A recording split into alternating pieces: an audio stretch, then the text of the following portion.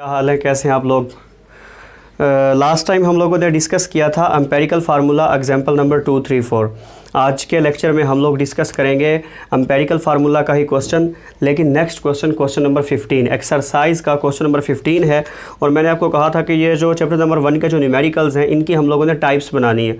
तो टाइप 1 का ये 4th क्वेश्चन है। टाइप 1 में हमारे पास जो आते थे example number 2, example number 3 and example number 4, ये हम लोग कर चुके हैं। नेक्स्ट हमारे पास है क्वेश्चन नंबर 15 जो हम लोगों ने आज करना है। आज के क्वेश्चन को मैं टाइप 1 में इसलिए समझता हूँ क्योंकि इसमें परसेंटेज का ये क्वेश्चन है, और जो एग्जाम्पल नंबर 2, 3, 4 की हैं वो ऑलमोस्ट परसेंटेज की थी। या एम्पेरिकल फार्मूला जो है वो भी एक्चुअली परसेंटेज से रिलेटेड होता है, यानी एम्पेरिकल फार्मूला को डिटरमिन करने का जो पहला स्टेप हमारा होता है वो परसेंटेज का होता है। तो ये क्वेश्चन नंबर जो 15 है board paper point of view से भी बड़ा इंपॉर्टेंट है, और ये है भी परसेंटेज का। क्वेश्चन नंबर 15 जो है ये असल में एक कंपाउंड हमें दिया गया ग्लूकोज। कहता है कि ग्लूकोज के अंदर जो एटम्स हैं कार्बन, हाइड्रोजन एंड ऑक्सीजन, ये एक ग्लूकोज के मालिक्यूल के अंदर इनकी कितनी कितनी परसेंटेज है। पहली बात तो आप ये बता दें। और दूसरी बात कहता है कि अगर 10 ग्राम कोई सैंपल हो ग्लूकोज का तो उसके अंदर कार्बन के एटम्स कितने होंगे, हाइड्रोजन के एटम्स कितने होंगे और ऑक्सीजन के। यानी बेसिकली ये जो क्वेश्चन नंबर 15 है इसके 2 पोर्शन हैं। 2 पोर्शन आप लोगों ने हल करने हैं, और मुझे उम्मीद है कि मेरे समझाने से भी पहले, अगर आप लोग एग्जाम्पल नंबर 2, 3, 4 कर चुके हैं तो मेरे समझाने से भी पहले इंशाल्लाह आप इसका आंसर कर देंगे। तो शुरू करते हैं। क्वेश्चन नंबर 15 कहता है glucose is the most important nutrient जो हमें जो है ना पोटेंशियल एनर्जी प्रोवाइड करते हैं। Calculate the percentage mass of each element in glucose. पहली बात के कैलकुलेट परसेंटेज मैस, यानी कि ग्लूकोज जो है हमारे पास C6H12O6, इसके अंदर कहता है कि कार्बन, हाइड्रोजन और ऑक्सीजन की परसेंटेज बता दें। दूसरी बात also calculate number of carbon, hydrogen and oxygen. Carbon, hydrogen और ऑक्सीजन के एटम्स कितने होंगे अगर आपको 10 ग्राम 10.5 ग्राम सैंपल ऑफ ग्लूकोज दिया जाए। तो शुरू करते हैं। गिवन डाटा हमारे पास सिर्फ और सिर्फ इसने एक ही चीज़ बताई है, मैस ऑफ ग्लूकोज। इसकी हमें दूसरे स्टेप में ज़रूरत पड़ेगी, पहला स्टेप तो हम वैसे ही सॉल्व कर लेंगे, कोई भी डाटा ना दिया हो फिर भी पता चल जाएगा। रिक्वायर्ड डाटा में कहता है percentage of carbon, hydrogen and oxygen. तो हम अपने पहले ही पोर्शन को फ़िलहाल सॉल्व करने लगे हैं, दूसरे पोर्शन को बाद में देखेंगे। Percentage of carbon, hydrogen and oxygen. Percentage of element का फार्मूला आपको पता है कि mass of element over molar mass of compound multiply by 100। तो molar mass of glucose, glucose का फार्मूला C6H12O6। तो मोलर मैस हम किस तरह से फाइंड कर लेंगे। कार्बन 6 है और एक कार्बन का एटॉमिक मैस होता है 12, तो 6 × 12 प्लस हाइड्रोजन का वैसे होता है 1.008, लेकिन वो 008 इतना कम है कि उसको हम कंसीडर नहीं करते।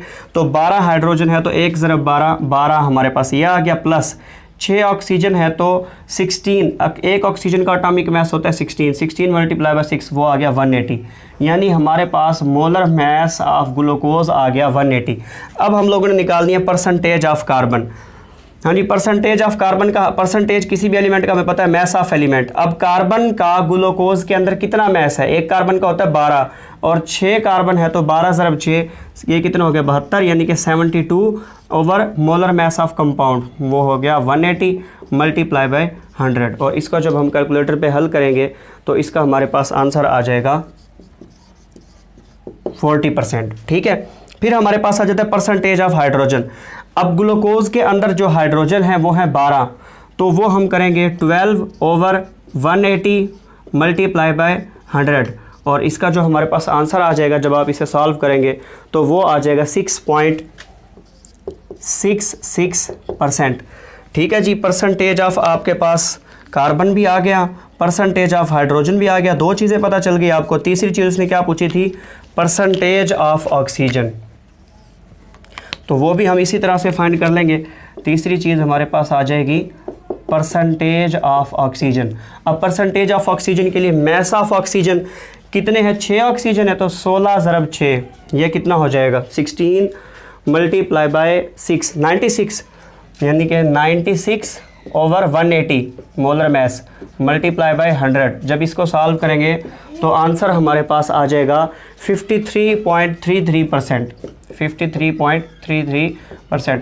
अच्छा, आप परसेंटेज ऑफ ऑक्सीजन को डिफरेंस मेथड से भी कर सकते हैं, यानी जब आपको टोटल आपको पता है कि 100 है, 100 में से आपके पास 40% आ गया कार्बन, 6% आ गया आपके पास हाइड्रोजन, तो आप इसे डिफरेंस मेथड से भी कर सकते हैं, जैसे एग्जांपल नंबर 4 में हमने किया था।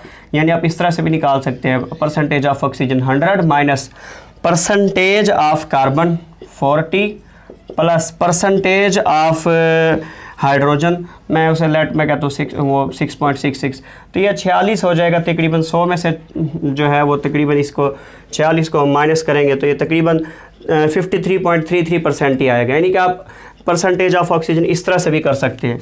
ठीक है जी, तो पहला पोर्शन हमारा हो गया, percentage of carbon, hydrogen and oxygen हमें पता चल गई।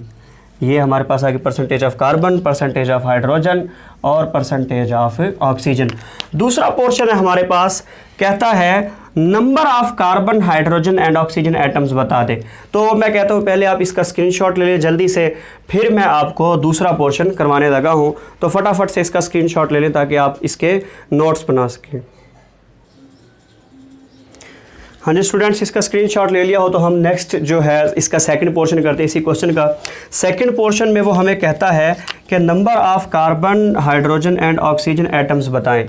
तो आपको पता है number of carbon, hydrogen, oxygen या किसी भी एलिमेंट का जब हमें नंबर ऑफ एटम्स चाहिए होते हैं तो हम क्या करते हैं, मोल्स मल्टीप्लाई बाय Na, यानी मोल्स को एवोगाड्रोस नंबर से मल्टीप्लाई करवा देते हैं और नंबर ऑफ़ एटम्स आ जाते हैं। ठीक है, लेकिन सबसे पहले हम number of molecules of glucose find करेंगे। तो number of molecules of glucose find करने का जो हमारे पास तरीका है वो है मोल्स मल्टीप्लाई बाय Na, यानी ग्लूकोज के अंदर एटम्स की तादाद हम उस वक्त बता सकेंगे ना जब हमें पता हो कि असल में ग्लूकोज के कितने मॉलिक्यूल्स हैं। तो नंबर ऑफ़ ग्लूकोज मॉलिक्यूल्स का हमारे पास फार्मूला है मोल्स मल्टीप्लाई बाय Na, और मोल्स का आपको पता है mass of substance over molar mass, और मैस ऑफ सब्सटेंस उसने बताया था कितना, 10.5 ग्राम। तो mass of substance of glucose over molar mass of glucose multiply by Na, Avogadro's number 6.02 multiply by 10⁻23। तो जब हम इससे मल्टीप्लाई करवाएंगे तो हमारे पास जो मॉलिक्यूल्स आएंगे ग्लूकोज के वो आएंगे 0.351 मल्टीप्लाई बाय 10⁻23 मॉलिक्यूल्स। ये हमारे पास असल में number of molecules of glucose है। अब हमने इन मॉलिक्यूल्स के अंदर कार्बन, हाइड्रोजन और ऑक्सीजन के एटम्स की तादाद बतानी है। तो सबसे पहले हम देखते हैं number of carbon atoms. Number of carbon atoms in one glucose molecule, एक ग्लूकोज का मॉलिक्यूल हो C6H12O6 तो उसके अंदर कार्बन कितने होते हैं, 6। इतने सारे मॉलिक्यूल्स हों तो उनके अंदर कार्बन एटम कितने होंगे, वो इतने सारों से मल्टीप्लाई करवा के, यानी कि 6 मल्टीप्लाई बाय 0.351 मल्टीप्लाई बाय 10⁻23, और वो हमारे पास आ जाएंगे 2.107 मल्टीप्लाई बाय 10⁻23 एटम्स। अब नेक्स्ट हम number of hydrogen atom find कर लेते हैं। Number of hydrogen atom in one glucose molecule, एक ग्लूकोज के मॉलिक्यूल के अंदर 12 हाइड्रोजन है। ठीक है, तो इतने सारे अगर मॉलिक्यूल, यानी कि इतने सारे अगर मॉलिक्यूल्स हों ग्लूकोज के तो उनके अंदर हाइड्रोजन एटम कितने होंगे, मल्टीप्लाई करवा देंगे। एक के अंदर है 12 तो इतने सारों के अंदर कितने होंगे, 12 ज़रब 12 मल्टीप्लाई बाय 0.351 मल्टीप्लाई बाय 10⁻23, वो आ जाएगा 4.212 मल्टीप्लाई बाय 10⁻23। थर्ड हमारे पास है नंबर ऑफ ऑक्सीजन एटम। अब नंबर ऑफ ऑक्सीजन एटम एक ग्लूकोज में कितने हैं, 6। इतने सारों में कितने हो जाएंगे, 6 मल्टीप्लाई बाय 0.351 मल्टीप्लाई बाय 10⁻23। ठीक है, वो जो नंबर ऑफ ऑक्सीजन एटम है वो आप खुद फाइंड करके और मुझे कमेंट सेक्शन में बताएं ताकि मुझे भी पता चले कि आप लोगों को समझ आ गई है। ठीक है बच्चों, लास्ट हमारी टाइप 1 की एग्जांपल रह गई है, दैट इज़ न्यूमेरिकल रह गया, दैट इज़ क्वेश्चन नंबर 16। बहुत ही इंपॉर्टेंट है पेपर पॉइंट ऑफ व्यू से, तो स्टे कनेक्टेड। और कुछ भी नहीं समझ आया तो आप फ्रीली, बिल्कुल free, without feeling any hesitation आप समझ ले। आपको नहीं समझ आएगा मैं दोबारा समझा दूंगा, कोई मसला नहीं। ठीक है बच्चों, अपना ख्याल रखिए। Thank you very much and अल्लाह हाफिज़।